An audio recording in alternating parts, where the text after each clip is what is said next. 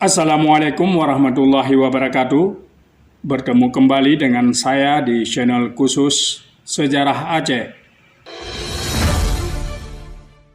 Sobat Aceh Galeri, kali ini kita akan membahas bagaimana cara dan taktik Belanda mengalahkan para pejuang Aceh. Setidaknya Belanda menggunakan 4 taktik atau siasat untuk mengalahkan para pejuang Aceh. Pertama, mereka melakukan taktik perang gerilya Aceh yang ditiru oleh Van Hees, di mana dibentuk pasukan Mersase yang dipimpin oleh Hans Christoffel dengan pasukan kolon macannya yang telah mampu dan menguasai pegunungan-pegunungan, rimba-rimba raya Aceh untuk mencari dan mengejar gerilyawan-gerilyawan Aceh. Seperti kita ketahui, pasukan Mersase dan khususnya kolon macan ini adalah pasukan yang paling kejam yang dikirim oleh tentara kolonial Belanda untuk menghadapi para pejuang Aceh. Pasukan ini dibentuk sebagai pasukan kontra-gerilya.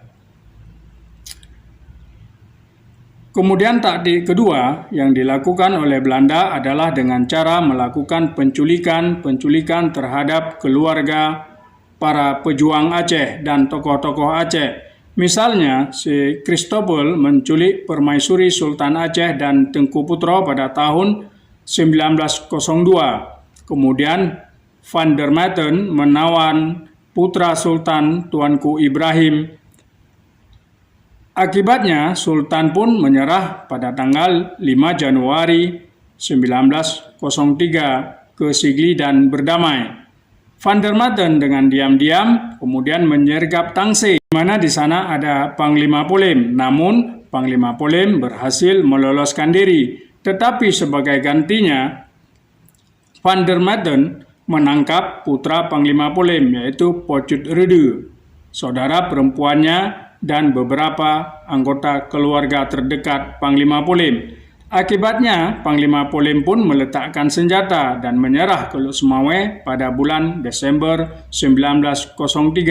Setelah Panglima Polem menyerah, banyak pemuka-pemuka Aceh, pemuka-pemuka rakyat yang ikut menyerah mengikuti jejak Panglima Polem.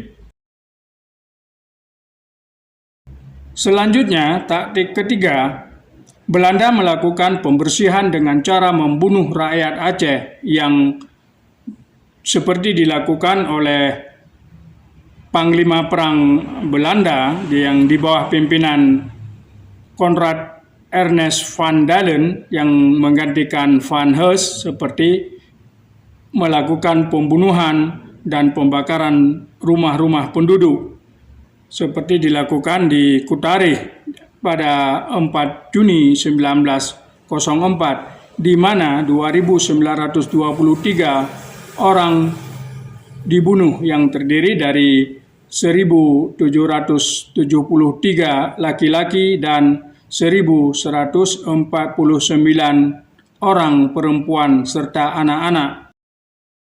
Pasukan Mersase ini melakukan genosida yang sangat besar di Aceh, terutama di Aceh Tengah, di mana Van Dalen dengan bengisnya membunuh semua orang yang ditemuinya di benteng-benteng yang ada di Aceh bagian tengah.